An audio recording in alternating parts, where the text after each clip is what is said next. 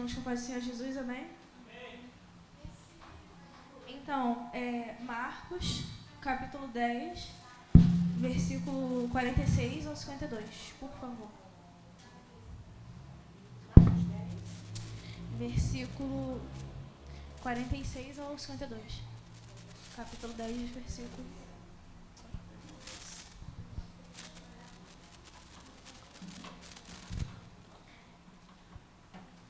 Então, vou começar aqui. O cego de Jericó.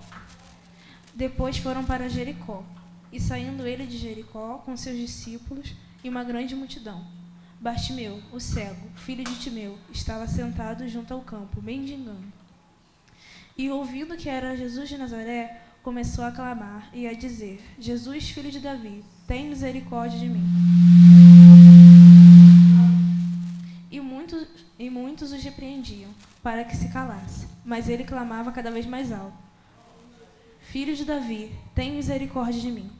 E Jesus, parando, disse que o chamassem, e o chamaram, o cego dizendo: Tem bom ânimo, levanta-te, ele te chama. E ele, lançando sobre si a sua capa, levantou-se e foi ter com Jesus. E Jesus, falando, disse-lhe: O que queres que lhe faça? E o cego disse: Mestre, que eu tenha vista. E Jesus disse: Vai, tua fé te salvou. E logo viu e seguiu a Jesus pelo caminho. Muitas vezes a gente pensa que essa palavra aqui, como eu posso dizer, as palavras que a gente escuta na igreja são para as pessoas que estão do lado de fora. Sim, são para pessoas que estão do lado de fora. Mas muitas vezes a gente está aqui dentro com a nossa cabeça lá fora.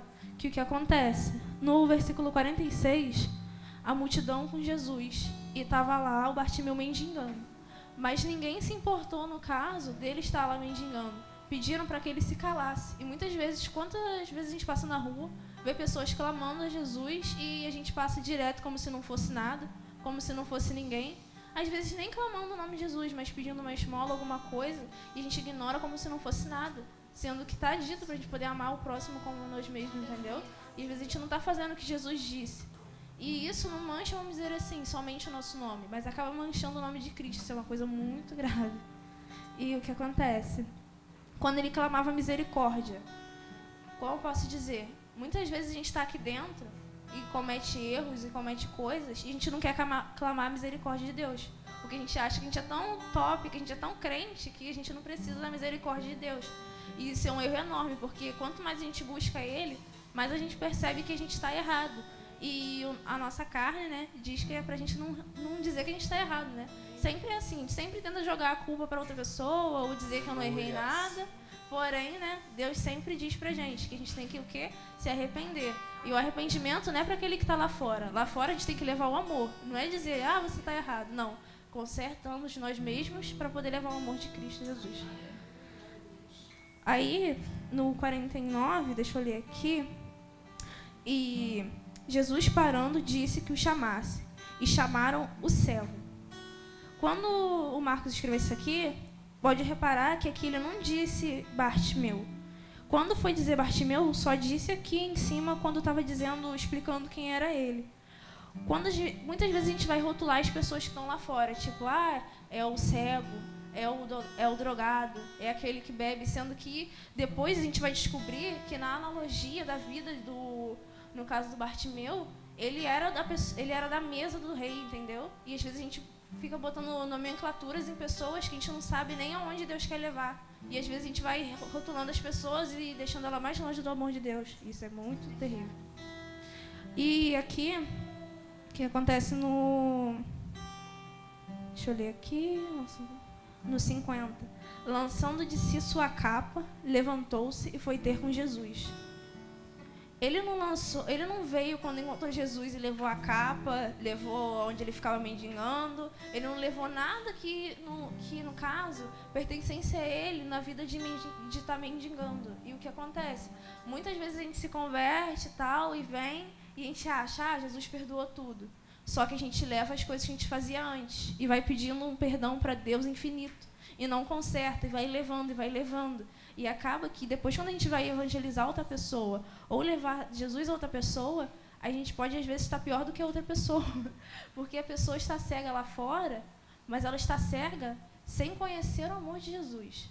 E vamos dizer assim, quando a gente não tem conhecimento, é uma coisa. É igual quando a gente for fazer uma prova. Se você está no primeiro ano do ensino médio e botar uma criança do 6º ano do ensino fundamental para fazer a prova que você faz, a criança, por falta de conhecimento, não vai poder passar. Por isso que não pode, né, obviamente. Mas se a pessoa está estudando para isso e está lá dentro da escola para fazer a prova, ela tem que saber fazer, poder tirar a nota boa, poder passar, né? É assim a vida. E o que acontece? Na igreja é a mesma coisa. Às vezes a gente trata as pessoas de 6º ano lá fora como se não pudessem aprender, sendo que um dia vão chegar lá, e a gente age como se fôssemos o bambambam, não precisamos saber mais de nada, e acabamos que nós não passamos para outro patamar que Deus quer nos levar. Ficamos repetindo uma coisa que já era para a gente estar lá na frente, e a gente fica viajando parado, pensando que somos tão superiores que não precisamos aprender. E aqui, 51. Disse-lhe Jesus, o que queres que lhe faça? E o cego disse, mestre, que eu tenha vista. O que acontece? Jesus aqui falando com ele não usou nomenclatura. Ele não disse, cego, o que queres que eu lhe faça? Ele não disse, Bartimeu, o que queres que lhe faça? Ele disse, o que queres que lhe faça? Ele, na verdade, ele não faz exceção de pessoas.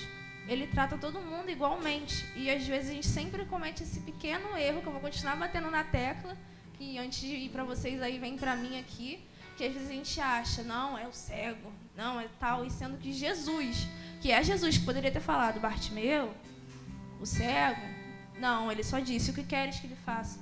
E às vezes a gente não está deixando Jesus chegar na pessoa e falar o que queres que ele faça, enquanto a gente está dando nomenclaturas e coisas que não são necessárias para ele, porque a mesma pessoa que é aqui é a pessoa que está lá fora. A única diferença é o ponto aqui que ele diz, ó, vai, a tua fé te salvou.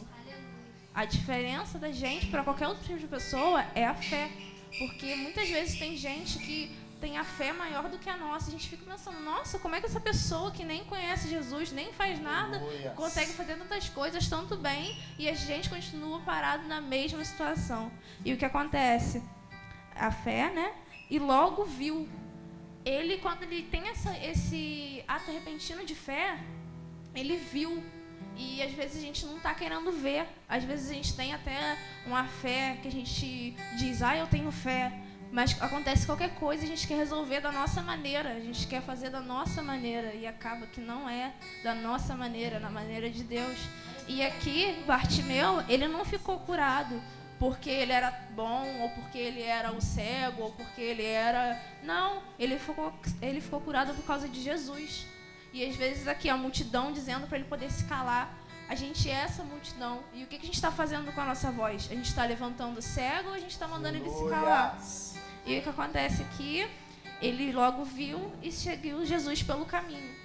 Às vezes, por ele não ter a vista, eu, sei lá, posso conjecturar, né?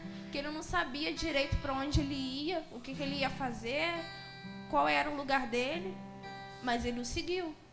E às vezes a gente fica assim, não, eu estou aqui dentro, mas vou ficar quietinho, que vai ficar tudo bem. E não, às vezes Jesus quer que a gente o siga, mas a gente está na nossa parada, e enquanto tem tantas pessoas que só estão querendo ter a vista para o seguir e não conseguem sozinhas, e por isso que a gente tem que levar esse amor de Jesus. Não é uma palavra para, vamos dizer assim, jovens, jovem, seja feliz, não é, mas é isso que Deus tocou no meu coração. E eu queria passar para o Ministério de Louvor. Obrigado pela oportunidade.